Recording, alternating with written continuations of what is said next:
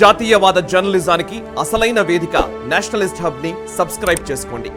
Notifications కోసం bell icon పై click చేయండి. రాహుల్ గాంధీ వయనాడ్ నుంచి ఇంకా వెళ్ళిపోవాక తప్పని పరిస్థితి వచ్చింది. అండ్ సిపిఐ మాత్రం ఆ సీటు మాదేనని చాలా గట్టిగా చెప్తోంది. అండ్ కాంగ్రెస్ పార్టీకి వదిలేదే లేదు అని వాళ్ళు చాలా స్పష్టంగా చెప్తున్నారు. సో మీరు గతంలో కూడా మనం నేషనల్ రౌండప్లో చర్చించాము. యాక్చువల్లీ సిపిఐ వాళ్ళు చాలా స్ట్రాంగ్గా అక్కడ ఉన్నారు అని మీరు ఇంతకుముందు కూడా చెప్పారు. సో అమేథీ నుంచి వయనాడ్కి వచ్చారు. ఇప్పుడు వయనాడ్ నుంచి ఎక్కడికి వెళ్తారు? ఖమ్మం వెళ్తారా లేకపోతే కర్ణాటకకి వెళ్తారా? ఏంటి పరిస్థితి?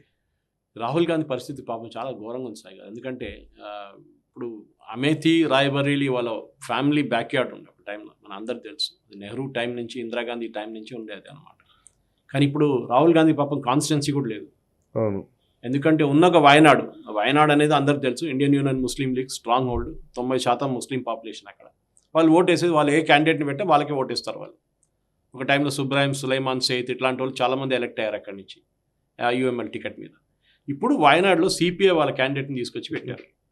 కేరళలో లెఫ్ట్ డెమోక్రటిక్ ఫ్రంట్ అంటే సిపిఐ, సిపిఎం, ఒక కేరళ కాంగ్రెస్ మాని అని చిన్న చిన్న గ్రూప్స్ కొన్ని ఉన్నాయి. ఇంకా దాంట్లో అక్కడ యానీ రాజా, ఎవరు మన సిపిఐ లీడర్ డానియల్ రాజా సతీమణి, ఆమెను తీసుకొచ్చి క్యాండిడేట్గా పెట్టారు అక్కడ.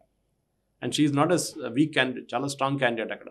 She's a Malayali married to Telugu Tamilian Raja Daniel Raja. So అట్లాంటి పరిస్థితుల్లో ఈమె కేరళ నుంచి పోటీ చేయడం first time she's entering Kerala politics. ఇప్పుడు దాకా ఆమె కేరళ నుంచి అసలు పోటీ చేయలేదు. ఇప్పుడు ఢిల్లీలో ఉంటుండే ఆమె. ఫస్ట్ టైం వాళ్ళని తీసుకొచ్చి కేరళలో పెడుతున్నారు కావాలని చెప్పి. ఎందుకంటే రాహుల్ గాంధీకి ఏం మెసేజ్ ఇచ్చారంటే మన ఇండియా అలయన్స్ అని బాగానే చెప్పుకున్నాం, కానీ నీ సీట్ నువ్వు చూసుకో. ఓపెన్గా చెప్పారు, go to north India and contest from there అని సిపిఐ వాళ్ళు ఒఫీషియల్గా చెప్పారు. ఏదో సాయి గారు లేకుండా సురేష్ చెప్పింది కాదు, సిపిఐ వాళ్ళు చెప్పారు. నువ్వు దమ్ముంటే వెళ్ళి నార్త్ ఇండియా నుంచి పోటీ చేయని చెప్పేసి. వీళ్ళ అలయన్స్ ఏమైందో, వీళ్ళ ఇండియా అలయన్స్ ఏమైందో నాకు అర్థం కావట్లేదు.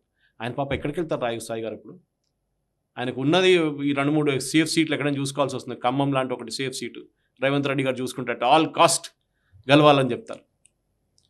అది వీళ్ళ పరిస్థితి. లేకుంటే కర్ణాటకలో ఏదైనా సేఫ్ సీట్ ఉంటే అక్కడికి వెళ్తారు మళ్ళీ. ఈ పరిస్థితి కాంగ్రెస్. ఇప్పుడు మమతా బెనర్జీ కరెక్టే చెప్పింది, 40 సీట్లు కూడా రావు మీకు అని. నిన్న కూడా చూసాం ఒపీనియన్ పోల్ ఒకటి న్యూస్ ఛానల్. ఎక్కడ 50-90 సీట్లు మొత్తం ఇండియా అలయన్స్ మొత్తం కలిపితే 95. దాంట్లో కాంగ్రెస్కి 40 కూడా లేదు. ఈ పరిస్థితి కాంగ్రెస్ది. కేరళలో లాస్ట్ టైం 20లో 19 సీట్లు గెలిచారు. ఓకే, ఇప్పుడు దాకా ఎప్పుడు జరగలేదు అది, కానీ ఈసారి రాదు అది. ఈ వీడియో మీకు నచ్చినట్టయితే లైక్ చేయండి, 10 మందికి షేర్ చేయండి. అలాగే కామెంట్ల రూపంలో మీ అభిప్రాయాలను మాతో పంచుకోండి. Nationalist hub group of channels ను సబ్స్క్రైబ్ చేసుకుని తెలుగునాట జాతీయవాద జర్నలిజాన్ని ప్రోత్సహించండి. ఈ వీడియో కింద ఉన్న బెల్ ఐకాన్ పై క్లిక్ చేయడం మర్చిపోవద్దు.